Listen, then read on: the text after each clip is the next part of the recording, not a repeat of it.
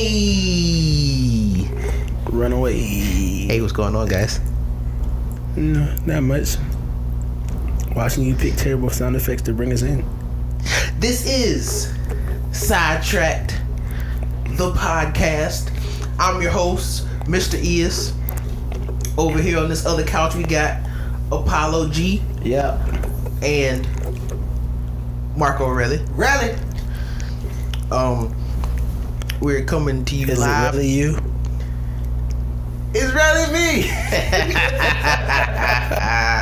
It never gets old. We're coming to you live today from the Abstract Society Studios. I just made that up.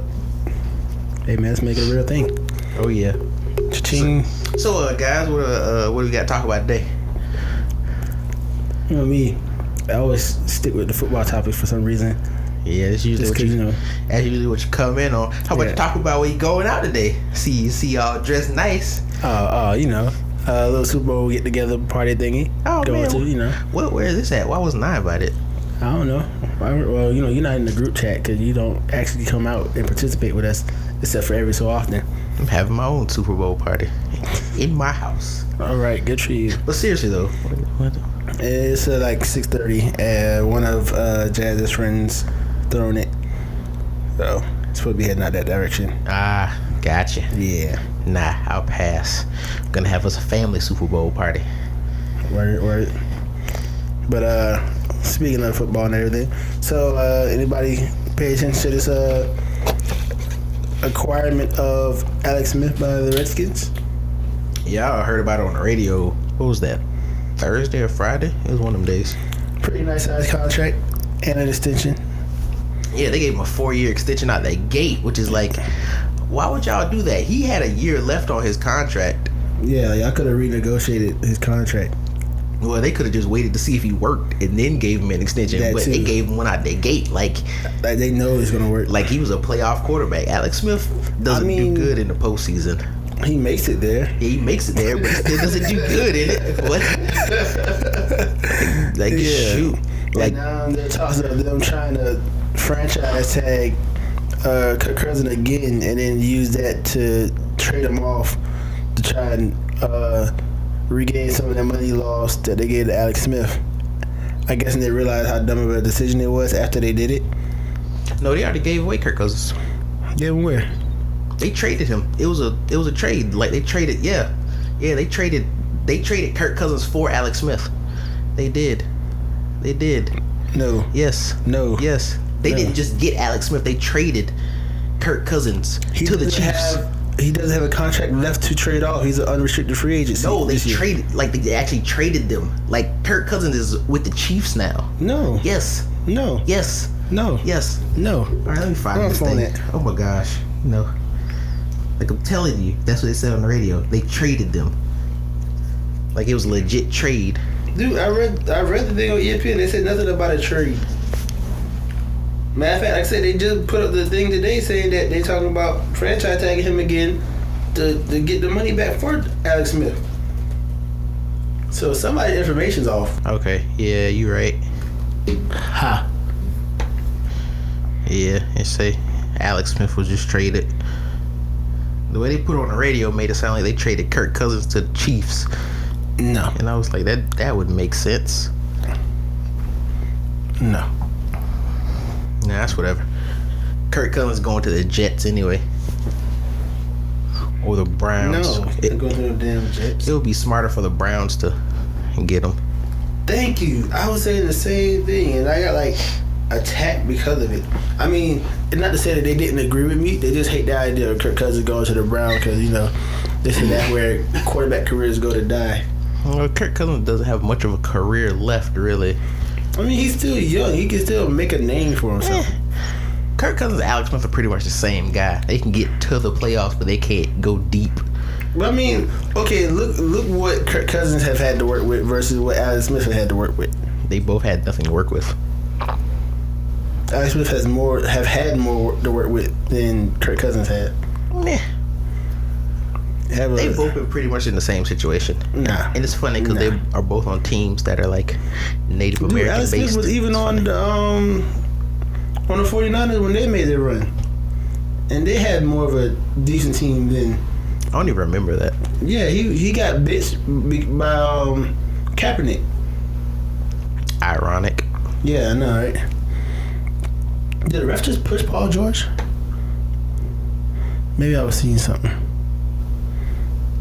But yeah, so Alex Smith had more weapons at his disposal. Not a lot more, but more weapons at his disposal than Kirk Cousins had. At most, Kirk Cousins had like maybe 2 reasonable weapons he could throw the ball to. Ooh, did he just take Paul George? Cause they take everybody. The refs have been super sensitive this year. Right. I don't know. I ain't watched basketball all year. And both sides of the ball saying the same thing. They ain't listening. They coming through rude and aggressive. Ooh. Dang. God dang. Had to jump like that just to get a rebound? Get no points. Oh, dang. We just need to lead back up to 10. My lord. What are you doing, OKC? So this is an interesting topic I wanted to get off pretty early. I was riding down 77. What day was that? Wednesday? No, I was off Wednesday. It was either Tuesday or Thursday. But they was talking on the radio about it was some little segment they was having on the radio, but one of the ladies was saying that she was talking to another older lady about why she wasn't married or had kids or something, and then she said the lady, after she like explained to the lady her reasons, the lady told her that she was too independent. So that kind of brought up the question in my head, like when they were breaking down and stuff, put it in the whole perspective of men need women and women need men. So in this current, culture that we have, where with the women empowerment and the IEDEPENDENT. I spelled independent so wrong just now, yo. With this current, you just did it to the Boosie beat, you would have been alright. With this, I did do it to that beat. That's why I spelled it wrong. You slowed it down too much. With this current climate, women are so independent that it turns men off because men feel like women don't need them. So then it's like, if a dude feels like he don't need them, he'll feel like he don't need to be around. So I was just thinking, like, well, that was pretty much, my thought. Like, well, oh no, I don't forget. I can't articulate it. I understand where you're going at with this. I can. Like, the question isn't why are women too independent. It's, do you feel like in this culture women are too independent? That's a like, not to say that's a bad thing that women are independent. It's kind of a complex question there.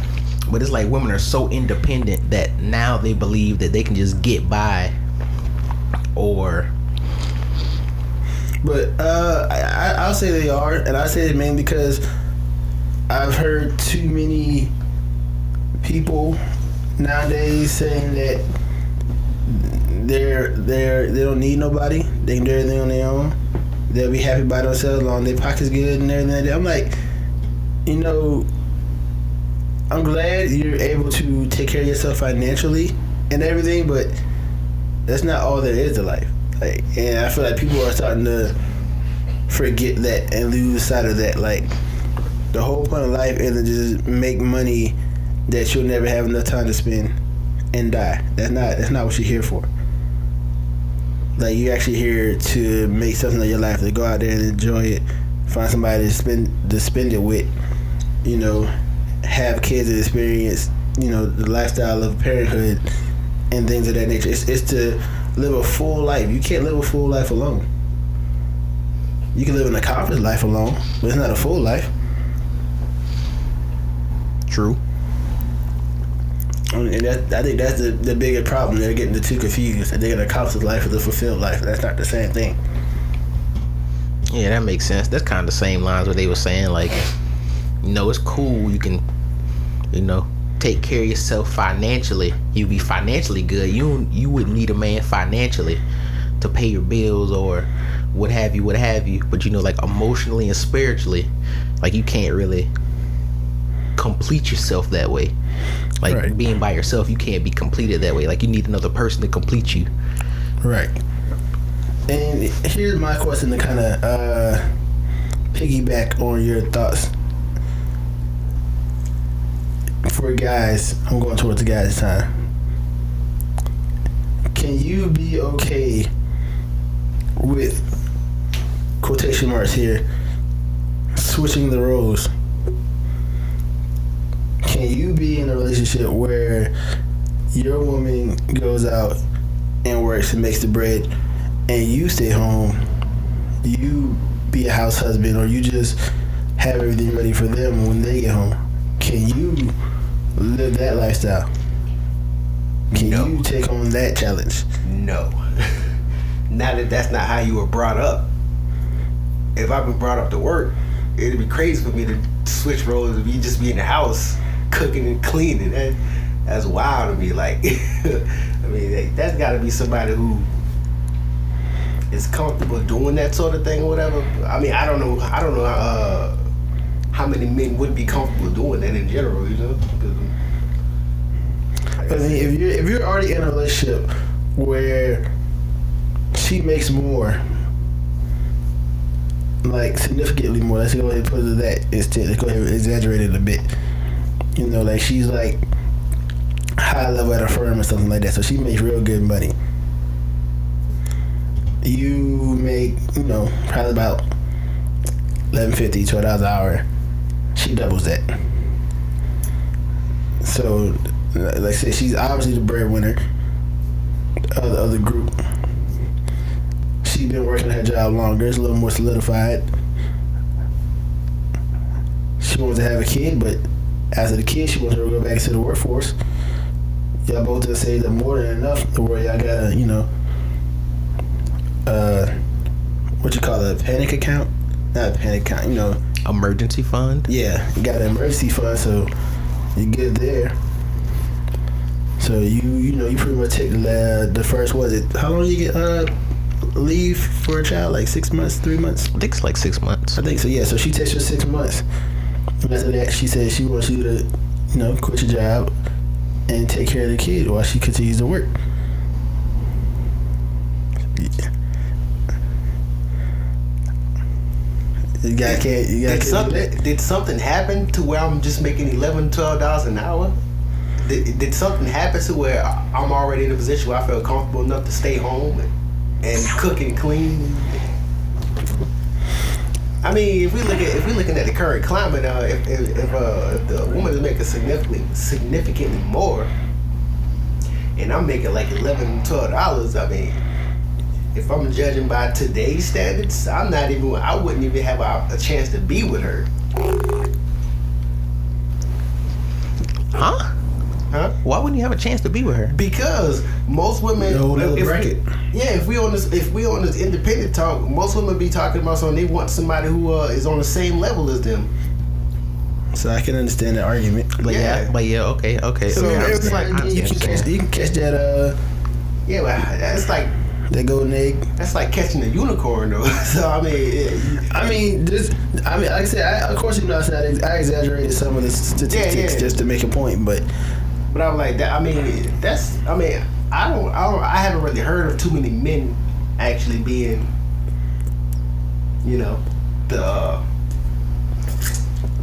the house person, or the person who stays home and takes care of the house or whatever, Well, I mean, it's a thing that happens. Yeah, but me personally, I couldn't do that. Like, yeah, I probably couldn't do that either, unless like something necessitated it. No, that's what I'm saying. Like something happened to where I would have to do that for a while, like the loss of a job or something like that.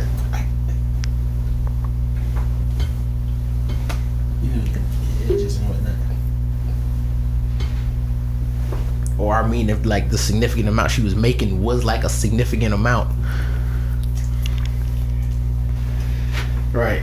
But I mean, cause think about it. If women, that's kind of the direction things are getting pushed to. Men are either going to have to break their stance on this idea and be okay to switch the roles and stay home and take care of the house and whatnot, or we're just going to continue to see decreases in marriages and long-term relationships and things of that nature. Because both sides can't be stubborn and still get what they want. Well, it's gonna be a lot of single people out here. There are a lot of single people out here. Right. What? Right. A lot of people gonna stay single for the rest of their lives. Like, and then that's the thing too. I feel like everybody gonna do this talk big like how they are now, and then once you get to that point where you know your biological clock is ticking, and you want a family and stuff, you're gonna rush into dumb decisions. Just like how some of them are already doing now at young ages. Yeah, that's crazy. People doing that, yeah, like they say, "Oh, I'm not getting any younger. Right. I'm getting this age, this certain age or whatever. It's time to have some kids now." Like, Right. if I don't do it now, then I'm probably not gonna, I probably won't have a chance in the future or whatever. I'm like, what are you doing? So you just going out there, just To try and get knocked up pretty much. yeah, that's crazy.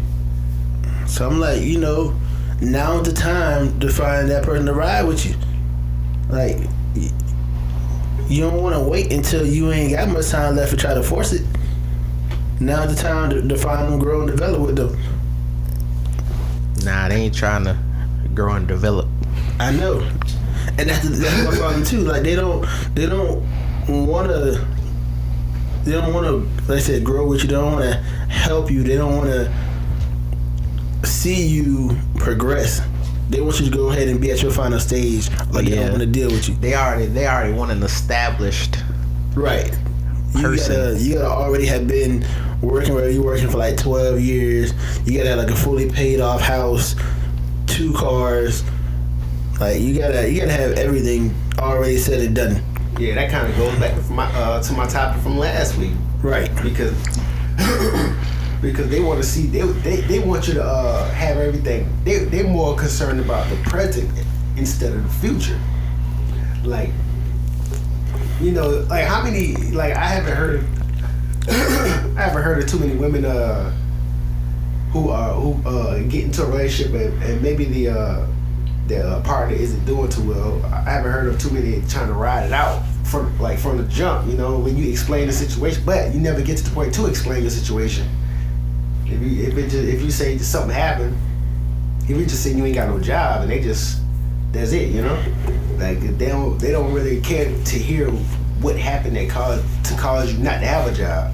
So that kind of hurts. That kind of hurts the whole process right there. Like that could be a good person for them, but they just going through like a little tough time or whatever. But I mean, half the time they don't really like care to hear that. They just want to hear all your accomplishments to this point. Right. They don't want to hear that. Oh, I had a job, but I got fired, and now I'm in the process of finding another job. Or your job is going down in the hole, so they had to do cutbacks. And unfortunately, you were one of the ones who got cut. It wasn't that you was a bad worker. Yeah. Like you lost your job because of your job problems. Yeah. But they don't care about that. It's all on you. Yeah, they want you to bring to the table. They want you to. They want you to meet at the table, and they want you to have the same things that they have before you can even continue the conversation. They want you to have your car, your job. They want you to have a bank account with a substantial amount of money in it, so that wouldn't be an issue. If they have that as well, but if you don't got that, then it's like, well, this is not going to work. Like, I'm doing it. What they say? I can do bad by myself. Yeah. I can do that. But I'm doing that by myself. What are you bringing to the table or whatever? Like, and another thing. What about these chicks talking about something? If you can't teach me nothing, then we don't need to talk. Like you don't even allow nobody to teach you nothing. Like you get taught stuff over years, not a couple months. Like, No, that first of all, you learn something every day. You're always learning. Like the world teaches you as it is. It's not my job to necessarily teach you anything. And my job did not say I'm here to give you an education on life. I'm here to be the best person I can to you and for you. That is my job. If throughout that time you learn a thing or two, wonderful. If not, hey, apparently you came here smarter than you thought you were. Like, what are you trying to learn from me? What is it that I'm supposed to teach you? What type of knowledge are you supposed to gain from me by being with me? What is that? What am I supposed to be teaching you? What is this that you want to learn? Break that down. Because honestly, to me, the only thing I can take from that is you either want somebody to push in a fucking pretzel in the bedroom, or you never loved before and you trying to figure out what it is. And I'm still not teaching it to you. I'm showing it to you. You're learning what love is. I'm not teaching you what love is. I can't teach a person what love is. I can't make you love. Like, that's not how it works. You gain the ability to love through the experiences we share with each other. So there is no teaching here in my perspective at all. So hearing that right there will already just jack up all lines of communication between the two of us. I'm just sitting here looking at you like, what is you talking about? Well, nah, that wouldn't be right. For them to be like, I hear what you're saying, but I mean, you can teach. Like, the things you were saying, you weren't saying you can teach, but you can teach because you know things that she doesn't know, regardless about whatever it is. Like, life teaches you whatever, but since y'all two different people, y'all are gonna see life two different ways, so that you can still teach her how you see things, and then she could teach you how she sees things, and then that way, I mean, that'll be communication in and of itself. Okay, I can see that, but I don't see that being something where you can be like, what can you teach me? I don't see that ordeal being a good enough reason to come out and ask somebody that question. Like, I don't feel like that's a strong enough reason to be like, hey, what can you teach me before I get in this relationship? Like, I don't see that. That would be a weird question regardless. Like, what can you teach me? There's just a lot of memes that be floating around, like on Twitter and Instagram. They be saying that, and I'd be like, who made this? Like, I don't know anybody who would ask that question. Like, I don't know nobody like that either. Like, before you get into a relationship, that would be a weird question to ask. Like, what can you teach me? Yeah, I just started seeing that like recently. Cause that's like pretty much an unspoken question anyway. This would be a great topic to be able to take phone calls on, so I could get other people's ideas and thoughts on this, or at least see if there's somebody out there who can break this down, the explanation of this question, anyways, from a female perspective. Because it just, like I said, it's baffling the three of us because we don't understand the reasoning or format of the question. So it's like, you know, it's like a innate answer for us. Like, we don't get what you're trying to accomplish by asking this question. Yo, it took them so long to call that foul just now, dog. But the game over, so it don't matter. Yeah, that's why. But yeah, so that's my thing. I feel like right now, the best way for us to be able to even try to answer this question is to first understand what the question is in itself. And honestly, I guess the only way to get that is to ask a female. Nah, because I think it's a non-question regardless. Like, I don't even think a girl would be able to explain that, because she just give us the whatever answer she think of. Like, well, you know, I just want you to, you know, teach me what you know. I hate people who like, do that's stuff exactly like that, what they would say, because like, it's like a non-question. Like, if I'm asking you something, you don't repeat whatever it is that I'm basically asking you about. Like, don't do stuff like that. Yo, why do you keep showing this? Well, are they showing how long it took them to call a foul or not call a foul because the game was over? Right. Foul 3 times. Yeah. Right. I mean, they could have called a foul if they wanted to. They want the game to end.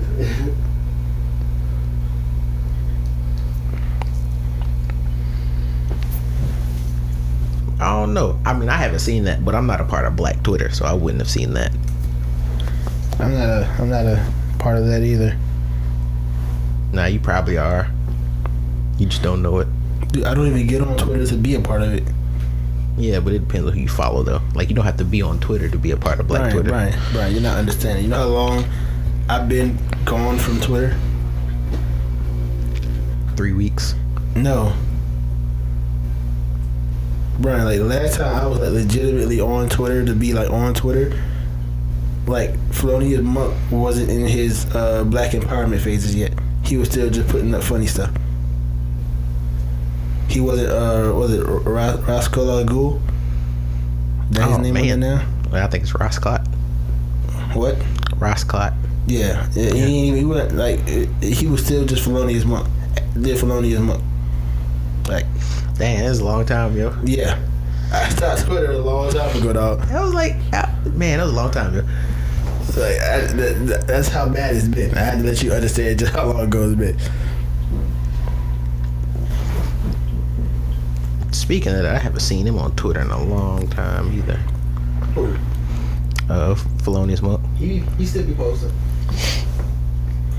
You know another thing I want to talk about now that y'all making this?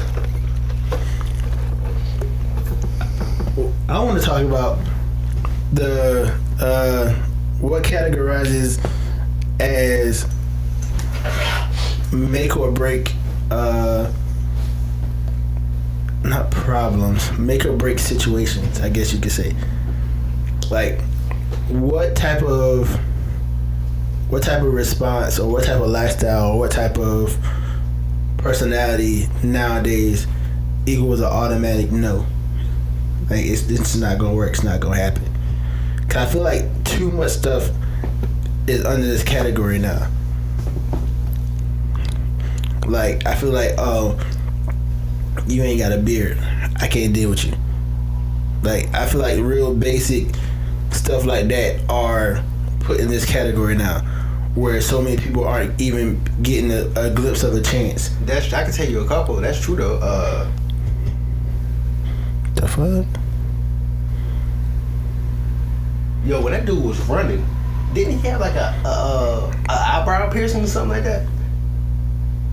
I don't know. I wasn't paying that close attention. Anyway, because you know that one point where it was like chicks were like really into like dudes with dreadlocks or whatever. Yeah. So they was like, if you ain't got no dreadlocks, then don't talk to me, or it's not gonna work out, or something crazy like that. Yeah, that was a little phase. Yeah. And all of a sudden, back to I always come back to this. You smoke, if you don't smoke, that's an issue too. When I said beards, dreadlocks, you not smoking. That was like the top 3 for a while, and the smoking part is still one. But you know what the one I hate? And the beard is still relevant too. You know what the one I hate? But people are starting to like get off of the dreads a little bit though. So. But your dreads ain't been popping since like 2010. Like I can't even tell the dread scene on its decline.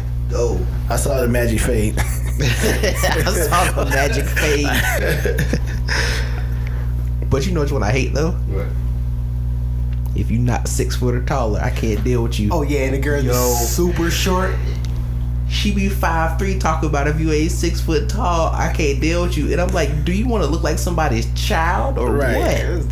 Yo, I seen that type of matchup back in BC, dog. That was a very creepy experience. Dude, like, he was like a solid, like, probably 6'7" ish. Like, he was tall even compared to me, and I'm not even that tall. I'm like 6 even. So I remember maybe not 6'7". The dude like probably 6'5", then. And his girl had to be like 5'3".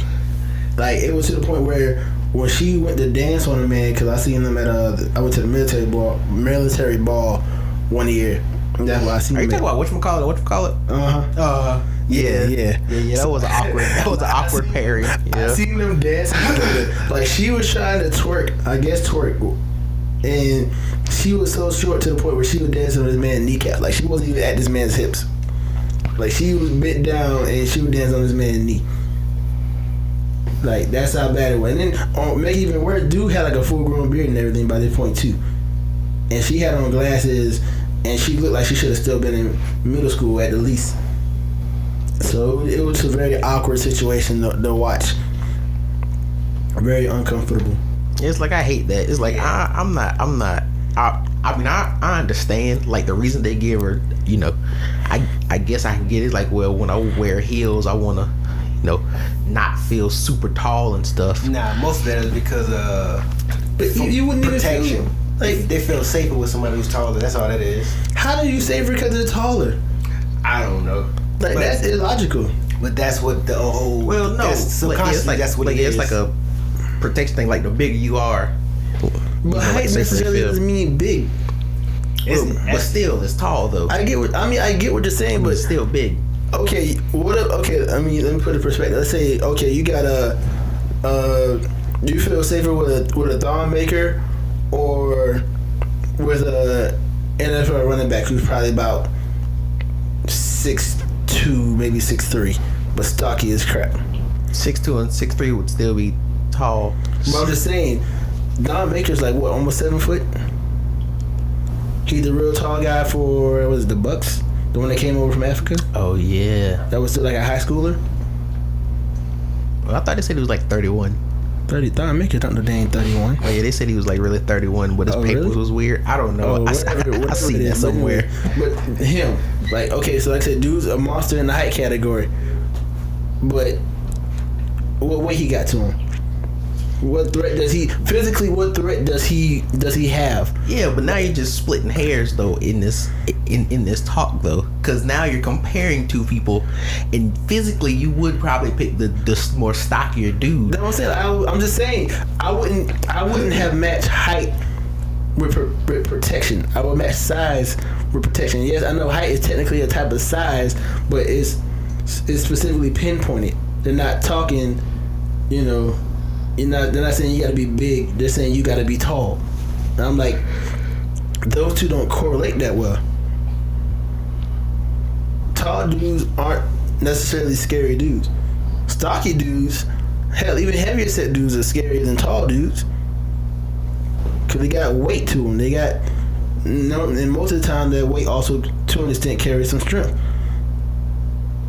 You don't see many tall, lanky people. You don't really see many tall, thick people. Like most times, if you're tall, past a certain height, you're just lanky by nature. Yeah, that's true. So like most times, you want a tall dude, he's gonna end up being kind of on the scrawny side. Maybe a little ripped, but even ripped for him is still looking kind of unfed. Unfed. So I'm just like, those two to me, those two just don't correlate. Like that's my thing. I can't see height and protection going hand in hand. Well, you'll be able to see the danger coming from far off. Tall joke. But yeah, back to trying to get back on topic here. Yeah, that was just the whole thing about that. But it's always weird to see somebody who's super tall with a chick like super short like that. That whole dynamic is just strange. Yeah, it's I mean, weird. you're that short, I should already look like 6'5" to you anyway. That's the thing. It's like you 5'3". If I'm 5'10", I'm like 7 inches taller than you. Right. Regardless. Right. So why do you need somebody that's 5 inches taller than me? Right. I'll never Why get do it. you need a dude that basically had to lay down to talk to you face to face? Like if you're 5'5" and below, I find it weird when you only want somebody that's 6'6". I mean, above 6 foot. But if you're like 5'9" or taller, like 5'8" or taller, I can understand you only want somebody that's 6 feet and above. If you're about 5'7" to 5'9" range, you can make that call. But if you're below that, you don't need nobody that tall. It's not right. Like he literally had to pick you up like a child to kiss you. I mean, how many men have you heard saying, I only date tall women. I only date women that's 6 foot and up. How many men have you heard say that? Well, first of all, we're the opposite for some reason. Most men don't want a female that's taller than them. Like yeah, most dudes want short girls. They're like, nah, if you taller than me, I can't deal with you. Yeah. That's the men's mindset. Yeah. That's this guy over here. That's why he's saying that. That's why he's saying that. Yeah, you got the my height and shorter. It starts at my height and goes down. And heels cannot be high. That's like I don't really have an issue with the heels. I was like, just as long as I know is when them heels is off, we the same height. That's it. Yeah, you out here about you 5'10", then nah. I don't think I would be bothered by somebody that's like slightly taller than me. It's like I like to wear 6-inch heels. I'm like, okay, Like, it slightly ain't nothing. Like that ain't no big deal. it's like the beginning of her forehead is at the top of my head, I can deal with that. But you know, I come to your shoulder. That's when we gonna start having problems. Like if I'm looking straight and I just see chin, that's when I start being like, okay, nah, I can't do this. Like when you gotta look up, like kiss them. I tell you, I don't like to look up at chicks. I tell you that, so I can't do it. Yeah, the moment the moment my head hits a certain degree, I can't do it. Like nah, man. I had a pro that's that started from high school. Tall chicks used to like me, but I was like, nah, you too tall for me. I gotta tilt my head to talk to you. It's too much. I don't like it. It's uncomfortable. I don't like my throat being open like that. I don't like to chop me in the throat. You know, I'll protect my sack down here because you know open sack, and now I gotta protect my throat. Somebody come through and chop me. Sure. But yeah, so this is my question. What should count as a deal breaker?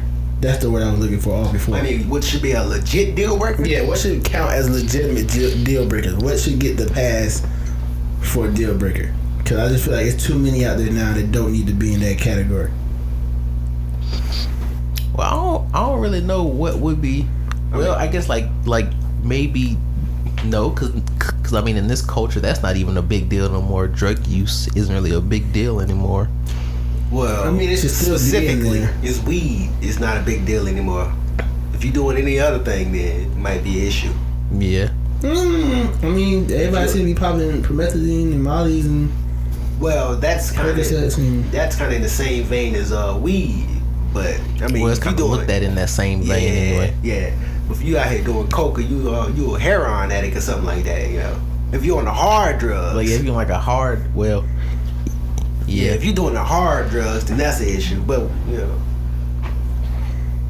I don't know some black people doing heroin. So and I don't know. I guess it's a touchy subject. Would kids be a deal breaker? Since that is pretty much a norm now in our society. You can barely meet anybody that doesn't have a kid. That's another one for this guy over here. That's two for me.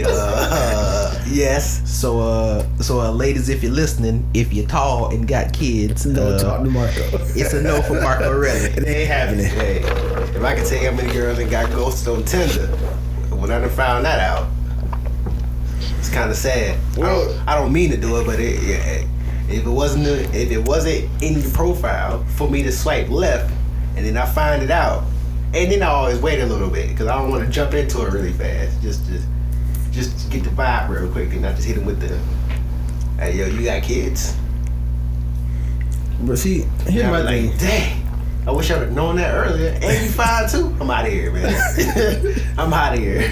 My thing is this: when it comes down to kids, I'm cool with you having at least one. Granted, two, there's some, stipulations there, like you gotta be around a certain age, things of that nature. But with where I'm at in my life, I avoid it because I'm not where I'm at or where I want to be to where I feel like I could be an actual role model or somebody worth being in your kid's life. And a lot of women say that, I'm not trying to get you to do that, this, that, and the third. I could take care of my kid. He ain't, all this good stuff. But at the end of the day, if we're together, I'm going to be around your kid a lot. Your kid's going to grow to know me. And my main goal at the end of the day is going to be married. So at the end of the day, I'm pretty much working my way to become a stepfather. If I feel like I can't fill that role properly, then I can't deal with you overall. Yeah, that makes sense. My favorite song is "She Got Kids" by Lyfe Jennings. When I come to tough roads in my life with women with kids, I pop that on real quick. Yeah. Yeah, that's my thing with the kid situation. I just don't really that's not part of my preference because I don't currently have kids. Well, see, I want to meet somebody so I can start.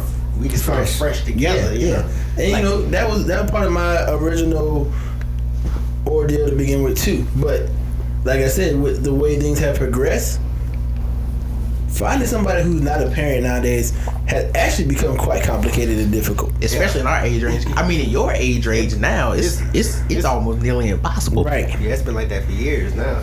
I mean, for me. And as we grow older too, we're getting to that point where it's getting harder and harder to find somebody like that. It's crazy. So you start to get to the point where you have to settle. Like, okay, I can't just say no kids. So what can I work with? But the crazy thing is when you do find a woman that is single with kids, she seems to be super busy with Keeping her life intact. Yeah, work or something like that, and that'd be the issue.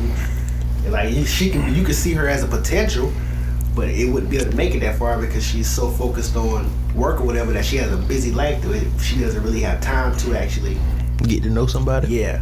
Well, I mean, that's a problem you can run it even with single women with no kids. Yeah, we talking Women about. nowadays. Yeah, that's what I'm talking about.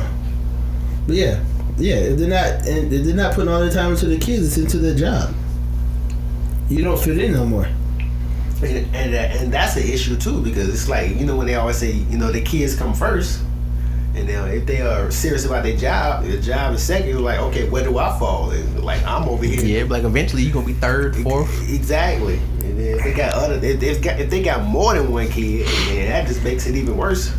And then you always gotta scope out the baby daddy because you don't want that problem. And that too is crazy when some chicks be having to say you don't have to worry about my baby daddy because he's cool or whatever, But some of them be saying that so you don't be knowing. And then that makes you worry about Right. it. It's like, how cool is he? Yeah, is he say cool enough to he's still be cool, coming but- around? Is he cool enough to still have your number in his phone? Or he has your number or you have his number? Y'all still talking or whatever? Like, is he cool enough for us to go bowling together? Cause I feel like somebody who said that, you probably the first person they dated since they broke up and had the child. Like you're their first person back on the dating scene, so they haven't even got to experience that situation yet. So you really don't know just how cool they are. They just been telling you that they'll be all right with it. Yeah. I mean, it's probably what it is. I don't know. That's my same thing with marriage too. I can't talk to somebody who already been married, and I couldn't marry them because they already done did it. I'm all about experiences that happen for the first time for the both of us. And if you already been there, and this is my first time up, you already been through the whole process. I'm just going through it by myself. We're not experiencing it together. But then that makes you kind of hypocritical. Like, I'm about to say, you already. What? I mean, you already experienced sex. That should be in your list too. If your idea is first, But that's not marriage though. but your concept here is experiencing first together. That's your concept. Yeah. So you want to like first child, first time you're married. Like if your concept is first, then you kind of then drop the ball How? because that first is going. Like, yeah, I can see what you're saying. Like just in that little range of firsts. But I mean, that's kind of like a throwaway. Like, because that's not something that's like, I mean, that's like something that people find important, but that's not like a major step. Like, marriage and having a kid are like major steps. I know. I'm just saying, like I get to say, like, in the concept of firsts, like you're saying, he already done kind of I mean, skewed that around. in major steps. I mean, that's sex ain't really major. nah, sex loss is a level of majorness a long time ago. Sex was major like years ago. But, Yeah. I mean, Maybe like a decade ago. Everybody's still wearing chastity belts. if we talk about like a life-changing event or something like that, something that's gonna alter your lives forever, Yeah. then yeah, But I mean, not many of those to go through. you only got a few. You only got like what, 3 maybe? Marriage, having a child, buying a house. Right. Pretty much. Yeah, it's only 3. I wouldn't even put buying a house in there. I mean, I me would, neither. but I wouldn't really put buying a house I in mean, there, if though. y'all doing it together, I would put that. Yeah. So here's a question Shoot, too. oh, snap. Oh, go ahead. My bad. I just came to my mind. So, if you got your own spot, like your spot, like a house, legitimately, and she has her own spot, and y'all done kicked it long enough to the point where y'all are talking about marriage, What's long enough? A year? however long enough to you to contemplate marriage. So you don't hit that okay, I can marry you now range. So are y'all both feeling this way, or is just you? You're both feeling this way. Okay. And y'all decide that's what y'all want to do. You finally pop the question and everything. Neither house is fully paid off yet. Who's moving? Well, naturally, you'd sell the house that has the least value. Before you do that, shouldn't you actually give it an actual test run to see how y'all operate in the same environment?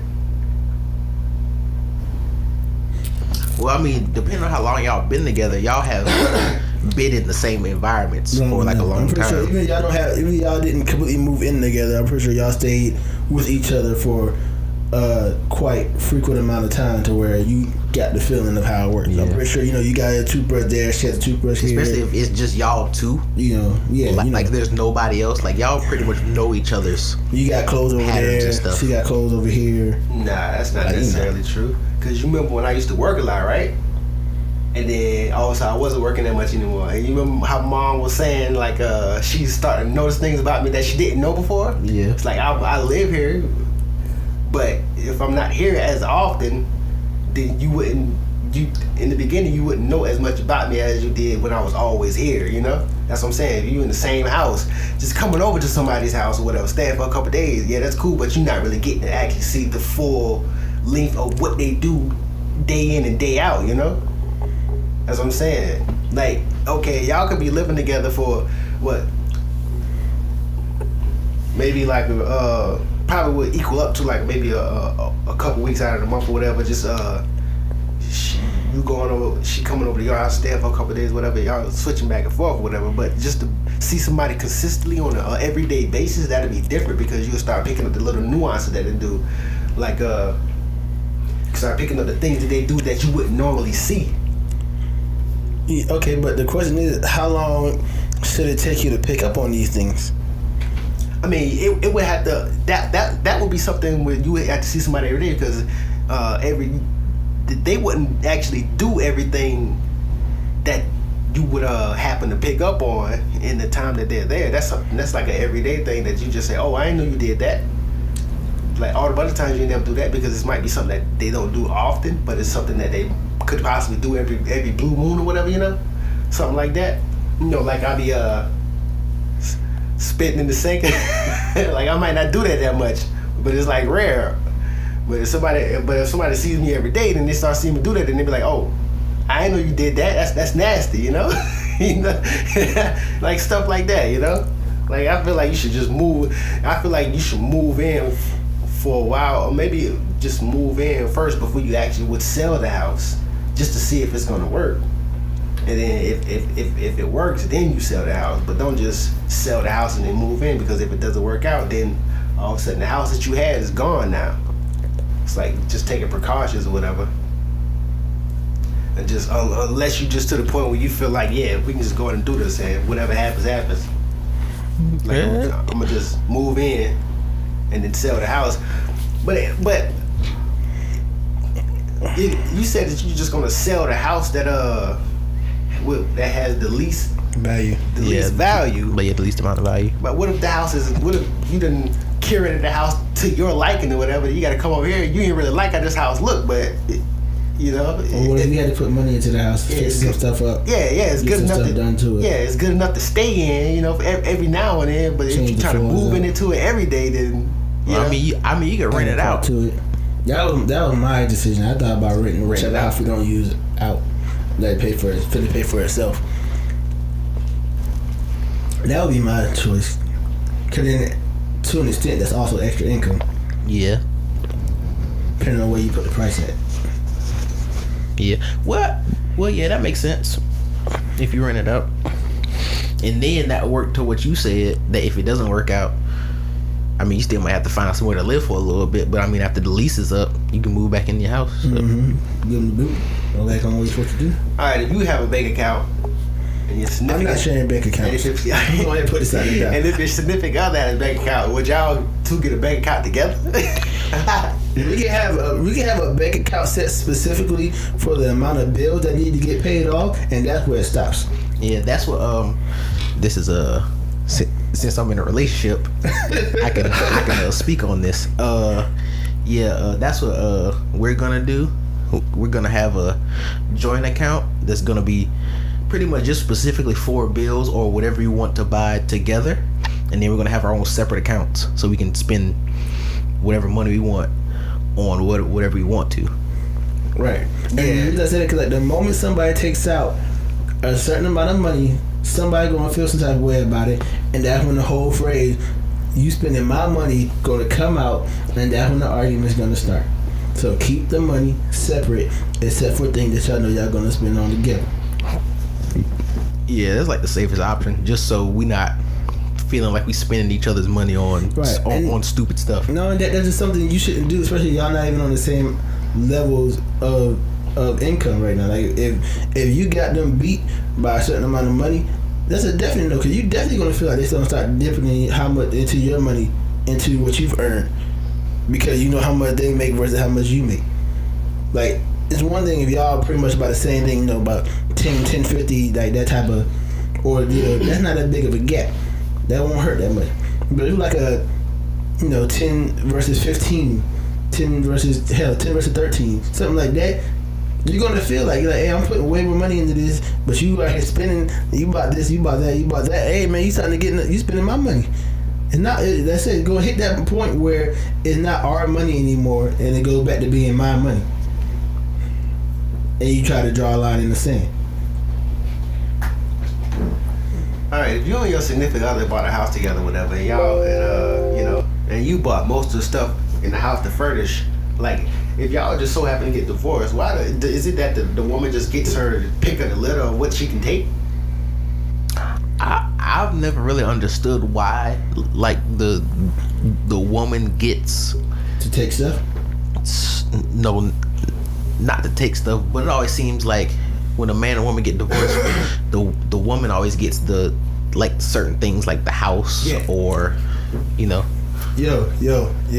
That's another. I'm glad you're saying that, because that goes back to what was said earlier. A lot of these women do this talk of independence and equality and things of that nature, but when ideas like this get brought up, they got a problem with it. So that means if you want to get treated equally, these things you get leverage on us for being female should get taken too. But they're quick to be like, no, that's not fair. Like, I'm trying to think what was the biggest example that we had for a while. What was it? I wish I can remember it right now. But this simple thing that women get treated better about, or gets more leeway for, things of those nature. Child custody. That's crazy too. Definitely child custody. But I mean, some situations it makes sense, but it's just like, you stop using your charm to get into clubs free. Y'all pay all the time now. Pay like we do.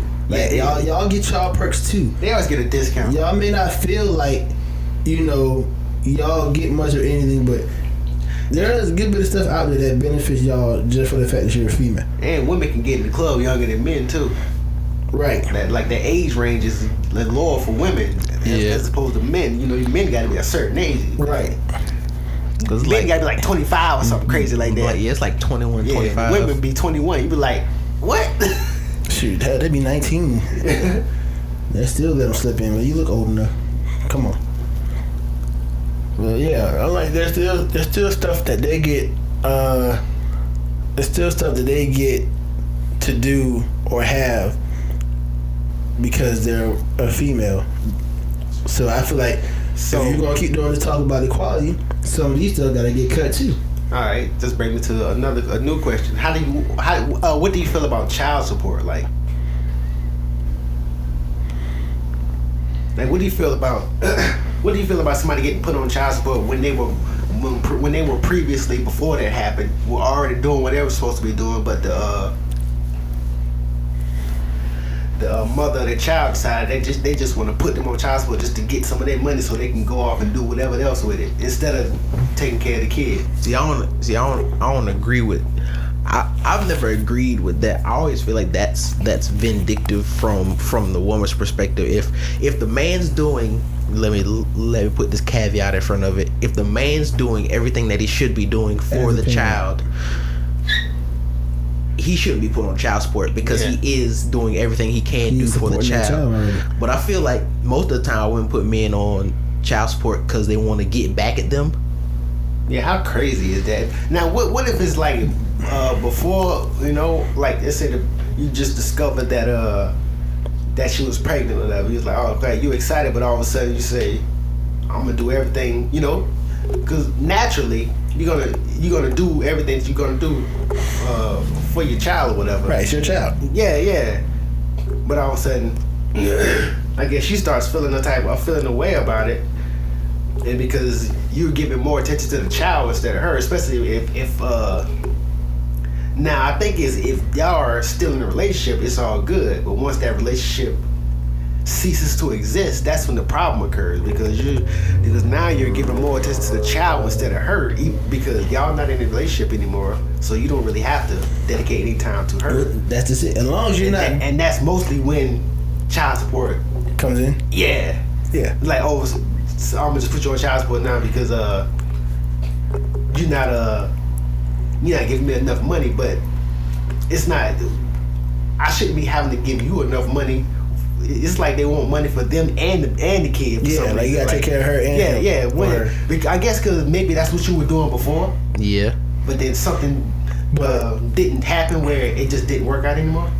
Still, their well-being is no longer, not necessarily of your concern, but no longer your main priority anymore. Once y'all lose that level of intimacy, okay, you got a job, you can take care of yourself. I'm helping with him, so it's not, not burdening you to the point where you can't take care of yourself. So you have no excuse. Because 9 times out of 10, you were taking care of yourself before I came in. You can still do it now. What's going on with the child is split 50-50, so it ain't hurting your pocket that much. Just like it ain't hurting my pockets that much, because we sharing the burden.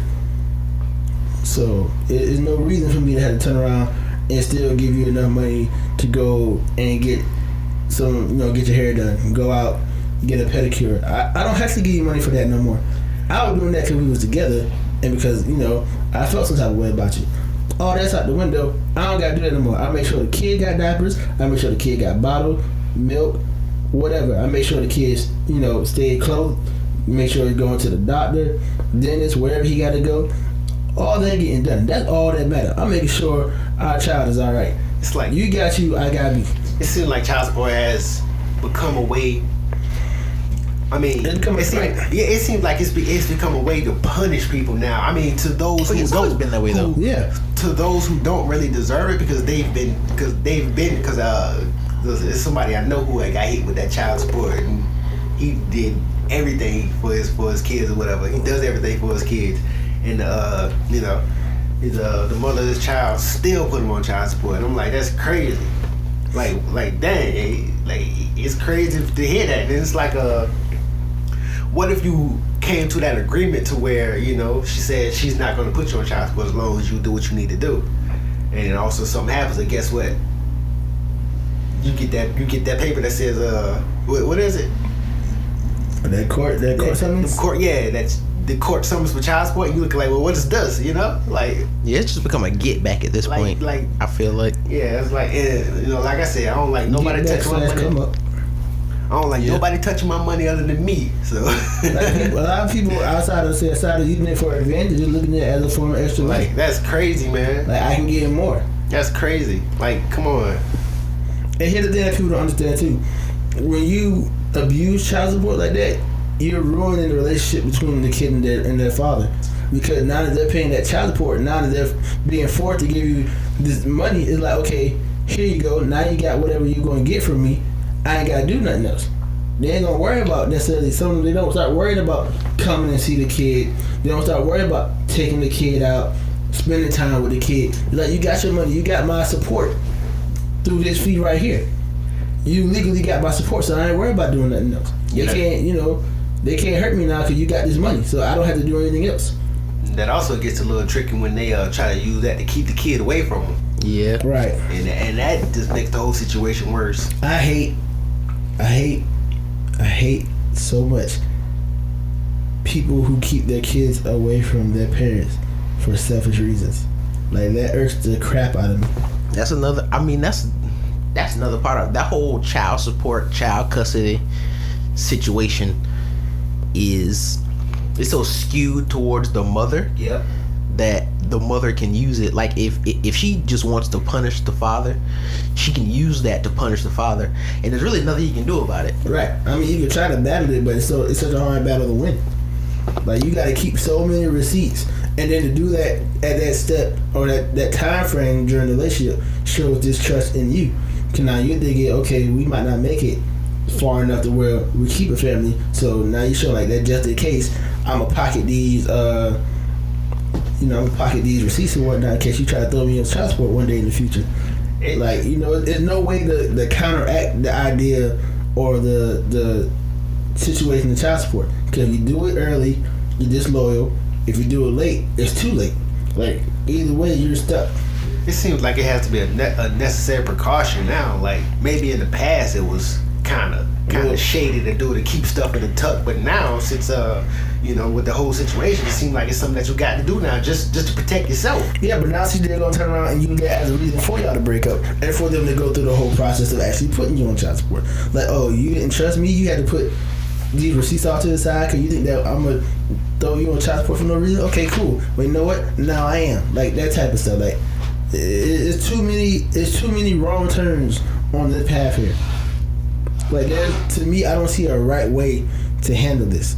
The only quote unquote right way to handle this is to hopefully have had a good woman to deal with and have a child by.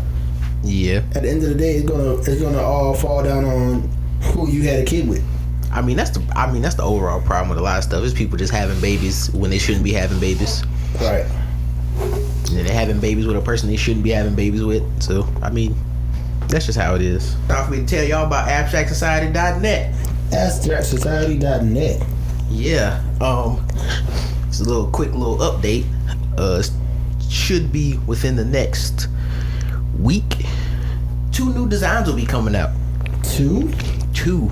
Ooh. That would make a total of 6 on AbstractSociety.net. And I didn't say this last week, but we also do custom designs for any occasion. Family reunion. You got a camping trip you all want to look nice for. A 5K walk that you have a team and you want to represent your team. We do those too.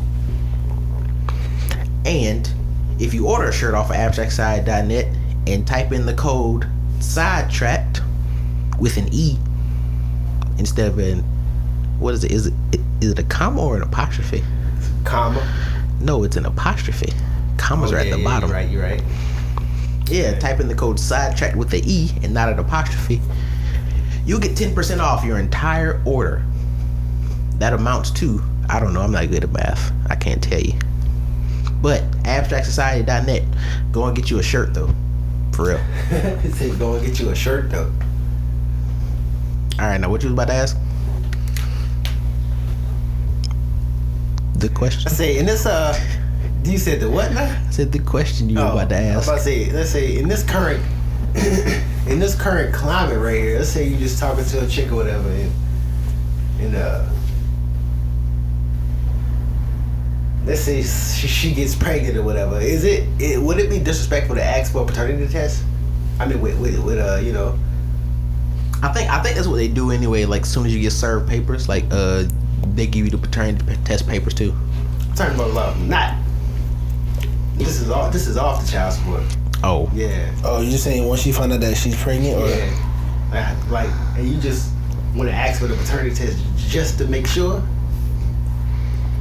That's another. No, you can't take. I said you can't take. But all these routes lead to pretty much argument and potential breakup, because anything that you do is gonna be looked at as distrust. Yeah. Yeah. I would say, but it can't. But it's like, okay, yeah, you trust her, but it's just personally, just so you can know, just so in the back of your mind, you will be like. But the argument is you should know. I would say if you do have that feeling, I mean, you should probably do it.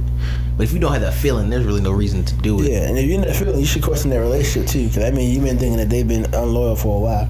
I mean, So why are you still there? You never know sometimes. I mean, no, you never know, but you would. But let's say you trust them enough to think that they wouldn't be doing that. But you'd be like, let me just make sure. Let's say you're paranoid about just everything. just let me make sure. I just need to be one. Like I'm okay. If you're 99% sure, just let me get that 1% just to make sure. You know. You know what? For those of y'all who end up listening to this, answer this in the comment. If you, well, it's only one person leaving us comments, so. Hey, you never know when that number grows. You never know. Always put it out there for them anyway. That's true. You know, we need more people to talk to in the comments. Right. So, if you get pregnant by someone you've been dating for a long time, and they ask you for a paternity test, just to get rid of any doubts. Yeah, any doubts or clouded judgments they may have going on, would you do it for them? Why or why not? Yeah, that's a good question. Because I've heard of some instances where that, you know, they had, you know, a couple had a kid together or whatever, and then once the kid turned 18, the father finds out that it wasn't his kid, and he had all the trust in the world for the, you know, for his girl or whatever. Then also she got to tell him that it wasn't his kid because she stepped out a little bit on him. Hey, So it's like pull a Jonah Lucas. So it's just like, dang. Happy birthday. And he didn't have any reason to question, you know. But like I said, she just felt like she needed to go out there and have some extracurricular penis. Extracurricular penis. I don't know. I guess my thing is, one, honestly, if I was in this situation, I would like probably high-key panic. Because like I said, I don't feel like I'm ready to be a parent yet. Yeah. But two, I'll probably be the guy that starts, you know, counting back. Okay, she's this much pregnant with me. For her to be pregnant now, we had to have sex around just a day time and start, you know, I'll be that one sit here trying to do like unbelievable math and make sure that trying to do the math in your head. They do that on TV shows. Knowing that, I'll probably be the one who like super detailed the baby to see which parts of meat it had, if there any meat in it. But sometimes you gotta wait for a while before they actually before the show shows up. Yeah. So you know, honestly, I ain't gonna lie. Depending on the time frame and how well our relationship is, I would also end up being skeptical as well. Like I said, just because I don't know, maybe it's just a fear in guys that triggers this. But like I said, sometimes you just can't be sure, and you done heard too many stories, you done seen too many people go through it. So it's like, okay, yeah, we're not them. Yeah, you know, we're completely different people, this, that, and the third. But at the end of the day, those thoughts still creep up on you. Just like how you probably end up then going through my phone because you had thoughts and doubts in me and tried to make sure I wasn't texting nobody. Now here's my turn to return the favor. Yeah. This is my doubts. These are my problematic situations. Let me go ahead and clear you all possible doubt or all possible what's the word I'm looking for? Reservations? What was that? Reservations? No, it's not reservations. Not blame. I don't know. Anyway, let me clear your name and make sure that you're good and we don't have this problem. Let me go ahead and just get it out of my system. I mean, like, these are things that happen in life. So can you really blame somebody for being kind of on the edge about the situation when they reach that certain point? Like, oh snap, because I'm pretty sure that, you know, women will sneak and go through the phone. But I mean, because that's how it is on TV. Yeah, But I had that happen to me so many times and I didn't even know it until like later on. Right, they go through your phone, but don't tell you just to make sure that you ain't doing nothing that you ain't supposed to. I'm like, shoot, you should have stopped the moment you realized my phone wasn't locked. I ain't got nothing to hide. Right, but you still go and read. I mean, from like beginning to end, they'll go through and scroll through and read all the messages of whoever they feel suspicious of, and turn around and find a smaller thing in there and throw it at you. I'm just like, what? So I'm like, bruh, if y'all get to go through, I said get to, y'all turn around and can do stuff like this, and y'all do it sneakily. We upfront about it. We gonna go ahead and ask you to your face, like, hey, you know, I want to test. I want to make sure. Or just pop a hair off the baby head and do it. Right. Just little snip. Strand. Yeah, I'm gonna take the baby for a haircut. I mean, it's not that there isn't any trust, but I like to say, in the times it is like now, it's like that's there now. That's the thing. Yeah. People lie about it all the time. Like, what's the point of letting it continue to cross your mind instead of just going to see, just going to solve the problem and going to get it done? Then it's going to grow into an actual problem then. Yeah. Because I'm start being suspicious of you every time you leave the house. Every time you say you better go hang out with your friends. That suspicion's creeping in. Yeah, I'm going in the room and I'm checking to see the baby look like me. Every day I'm looking. Every day I go watch that baby up. We're going to take about 5 minutes in the mirror and I'm going to point out the features. I'm still waiting to see if he got my eyebrows. That don't look like my nose at all. That ain't my eye color. It's 2 shades lighter. Shoot. His hair curlier than mine. I don't like that. I don't know. I get it. Hey man, just help your man be at ease. Go ahead and prove it to him.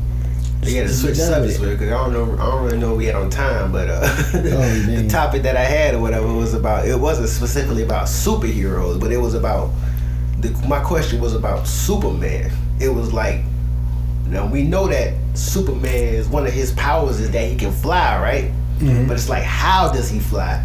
Like what happens to him that causes him to fly other than the fact that it's a superpower that he has? I feel like this question can be focused towards a lot of different heroes. It can. Like, we know how Iron Man can fly, right? Yeah, his is a machine. Yeah, but it's like, and we know how Thor can fly, right? He used the hammer. Yeah. I mean, that one still isn't fully, like, I understand he used the hammer, but is it technically him throwing the hammer to a certain place and just holding on as it travels? Yeah, that's pretty much what it is. Okay. But doesn't he spin it sometimes? Yeah. He normally spins it before he does it. Does he make like a whirlwind or something crazy like that? No, I think he just spins it and throws it and it just goes. Dramatic effect. Oh. Yeah. So it's just kind of, he just holds on to the back of it and, because it's not really him catching it. Nuh-uh. No, yeah. He just holds on to the end of it pretty much and just kind of lets it drag him. Yeah, okay, that makes sense. So we know how that, but we don't really know how Superman flies other than he just flies. Yeah. Right. That's why I was just thinking about that one day, like. That's a really good question. I was like, because I don't understand. He just flying through the air or whatever. And Hancock has that same issue too. He just flies. Yeah, I don't think they ever really explain like how somebody just flies. Yeah. Like somebody who has the power to fly and they don't have wings, like how they fly. I feel like this was slightly discussed in Big Bang Theory. Not to this full extent, but they kind of had like a sidebar about them flying in it, because they were discussing being able to like catch somebody out of free fall while you're flying or something like that and not kill them. Like it was some, because Big Bang Theory is a bunch of them, like having weird out of the world conversations and actually try to prove it through theories and equations. So they were having this discussion. Like I said, it was some type of discussion about catching somebody out of the air without killing them. And I feel like they sidebar onto this idea of flying and how it actually works. I feel like Sheldon explained it, but it still didn't fully make sense. It was something like he shapes his body to like cut through air. I don't remember how he said it, but anyway, it was just an odd explanation, but it still didn't really, to me, fully explain why they can fly. He explained, I think he explained the flight itself, but not why he's able to do it. Yeah, it's like does something emit from his body that kind of alters the gravity around him that allows him to fly, you know? That's what I don't know, man. It's just interesting. Just chalk it up to the red sun. Is it red sun or orange sun? What color is the sun technically? Yellow. Yellow sun. I don't feel like the sun's yellow. The sun is yellow. I don't know. It's red in the morning though. Well, yeah, it changes colors. But I mean, when it's like in the sky, like in the daytime, it's yellow. I feel it just gives that look because of how far away it is. mean, I don't. Usually when they show pictures of the sun from space, it's red. Yeah, like red with like yellow highlights in a sense. Yeah. Like, Well, I mean, I think the ozone alters what color we see anyway. Oh yeah. I mean, the ozone itself color is altered because actually just a reflection of the water. No, that's the No, it's the other way around, isn't it? no, that's the sky. That's not the I ozone. mean, isn't the ozone technically the sky? No, ozone is gas. Yo, I just seen something. Well, I mean, but it makes the sky though. Like you can't say it's not. So what's the sky then? The sky is the sky. We can't see No, the ozone. no. We can't see ozone because ozone is gas. But you can't. It doesn't make up the sky. But then what? You can't. What's the definition of the sky then? The sky? No, the you sky can't doesn't. use the The word sky to doesn't have define a itself. definition. Hold on, I just seen something on Instagram. Maybe it was last night. It said that we've been led to believe that when we look up, we're looking up to space. But it says, what if we're looking down? What if we're looking down? I mean, technically, aren't we? Because What isn't our retina or the way our eyes set, we flip the images we see? It said, what if we're like upside down, but gravity is, because of gravity, it's causing us to stay in the place. But instead of looking up to space, when we look up, we actually looking down because we're flipped. I just seen that. I was like, that's crazy. I mean, So if we think we looking up, we're actually upside down, looking down. go look at the way your eye works. Supposedly, like your retina catches the image and flips it. Yeah, Like, so technically, like, we're all actually sitting on the ceiling, and we look down to the floor. yeah, we. Based off of that theory, We're not anyway. sitting on the ceiling. We sitting on the floor looking at the ceiling. Yeah. But the ceiling's on the on the floor. Yeah, I just seen that. It had a picture of, it had the Earth, but it was flipped upside down, and space was like we were looking down on it. I was like, I thought that was crazy. Oh, that's interesting though. 'Cause, like the other day, I was looking up at the moon, and I was like, "Yo, what if the moon is fake?" You know, Because because sometimes the way it just be sitting in the sky, it just be looking like, Yeah, it hey, that just looks doesn't move, super man. fake, yo.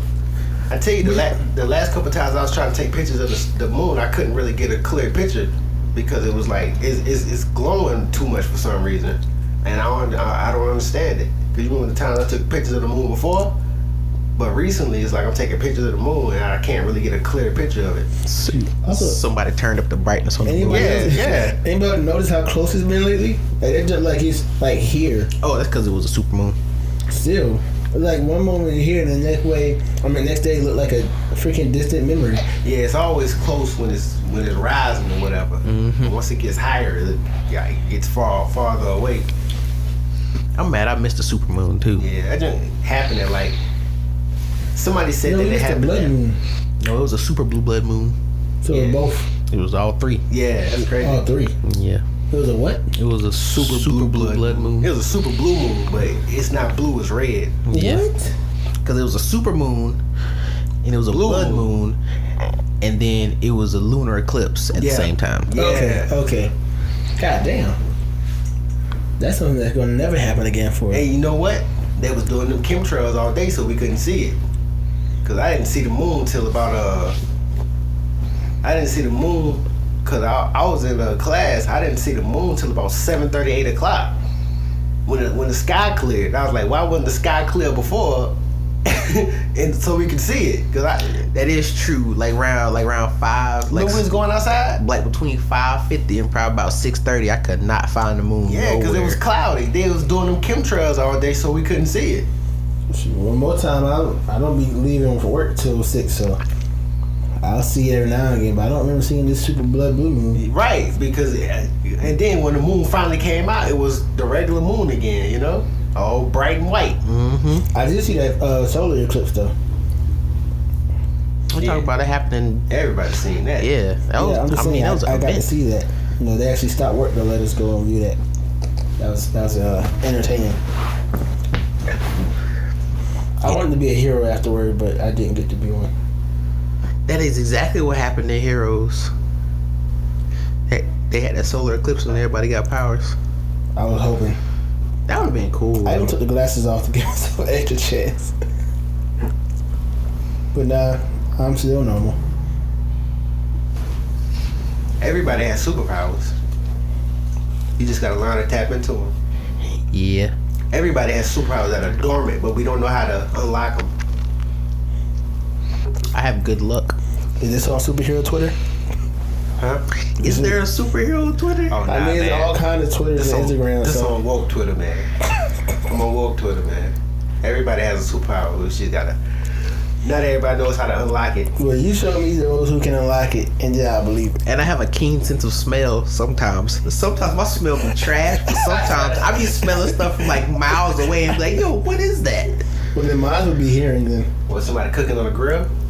It's like I'll smell like pizza. It's like we're close to Pizza Hut, but I shouldn't be smelling pizza from how far Pizza Hut is. Hey, smell travels. I ain't Well, even yeah, travel that is true. That well. Well, she shouldn't travel But it's that like well. I'll be in the car and just smell food and be like, where's that coming from? And then I'll pass a food place and be like, oh, okay. Shoot. Well, yeah, I got pretty keen hearing. I can see really good, so. Except for when I'm focused. When I focus, I tune everything up. Just like Brian. I mean, Mr. Is. When you Yeah. watching wrestling. You don't hear nothing but wrestling. Oh, snap. You ain't had no wrestling update? Oh, well, How'd you feel about the Royal Rumble, man? Oh, yeah. While we got this quick little time, I believe the Rumble was actually pretty good. I didn't see like none of the pre-show matches, but I came in Hold on. The Rumble itself or the pay-per-view? the whole pay-per-view. Okay. But yeah, I feel like it was pretty good. I feel like it was better than last year. The men's rumble was pretty good. I'm glad Shinsuke won. The women's rumble was, I mean, for being the first rumble, it was pretty good too. I liked all the returns. Like Trish looked good. Yeah. Molly Holly looked good. Undertaker's wife. Oh, Michelle McCool. She looked really good. Yeah. I'm mad they didn't let Jacqueline do more, but I mean it's cool. I think she did enough. But I'm glad Asuka won too. I kind of figured Asuka was gonna win. My pick for Asuka or Sasha Banks. And then the big surprise of the night was Ronda Rousey debuting, which I am happy about. I'm excited to see her. I've been expecting her for a while. Pretty long time. So I'm excited to see what she comes and does. If she's really gonna put her all into being a wrestler. See, to that extent, I'm not really afraid of, because, like I said, Ronda Rousey's been like a super fan of wrestling since she was little. So she's one of those dreamers who you finally get a chance to be out there. So I don't feel like she'll up and quit or lose the flame for it. It's just rather not if she's good.